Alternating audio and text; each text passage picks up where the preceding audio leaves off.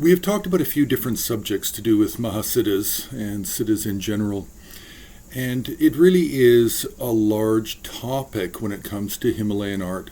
And the reason is simply because there's so much art.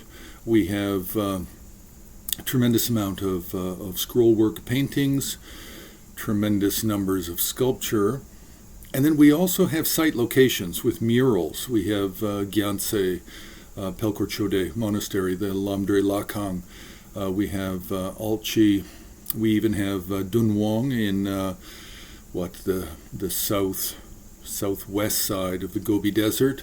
So we have a lot of different places where we have Mahasiddhas depicted. Also Lukang in the temple behind the Potala. We also have murals in Bhutan, just so we get all of the different regions named.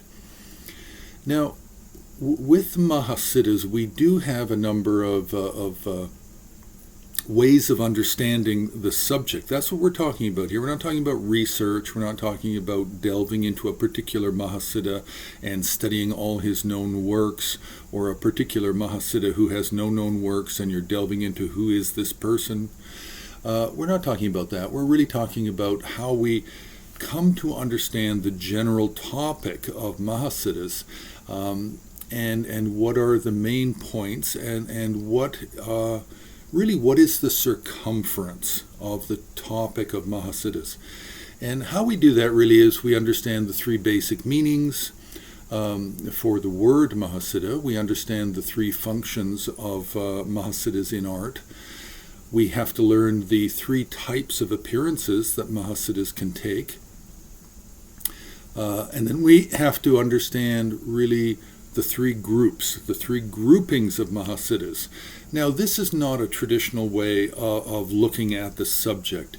The three groupings is really looking at the 10 or more different systems of 84 Mahasiddhas, and then comparing, to a greater or lesser degree, comparing who the lists and who is mentioned in the lists, and seeing who is a known Mahasiddha, recognizable by name, by written works, etc., a known Mahasiddha, and iconographically recognizable. That's the first group. The second is known but unrecognizable iconographically. And the third is unknown. Now, if you're an unknown Mahasiddha, then you're unknown as to what writings or what lineages you belong to, and you're unknown as to what you even look like. So there can be art for you, but it will be generic art. It will be simple depictions. Now, we do have a little bit a more defined and developed iconography with the Abhayakara system, and we have some iconography developed for the Vajrasana system. And I mention these because these are the two main systems of the 84 Mahasiddhas out of the 10 or more systems that we have.